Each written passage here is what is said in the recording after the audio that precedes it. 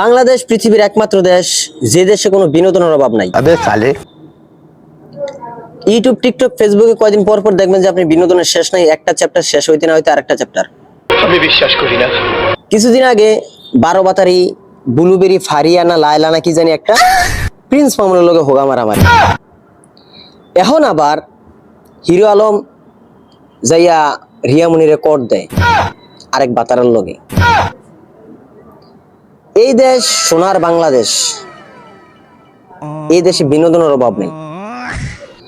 একটা বিনোদন যাইতে না যাইতে আরেকটা বিনোদন। তোরা কি খাইয়ে দিয়ে কাম নাই? মাফ কর ভাই, এই মাউয়ার পালারা মাফ কর আমরা রে। তোরা এই নাটক দেখতে আমার ভাল লাগে না। হয় তোরা মেরা যা, নাহলে আমরা মেরা ফেলা। অন্তত পক্ষে আর এমন করিস না। যা করবি একবারে শেষ করবি। 2 দিন পর পর টিকটক, ফেসবুক, ইউটিউবে আইয়া নাটক করিস না। শান্তি থাক, সুন্দর কর জীবনটা রে, ঝামেলা করিস না মাউয়ার পালা। ধন্যবাদ।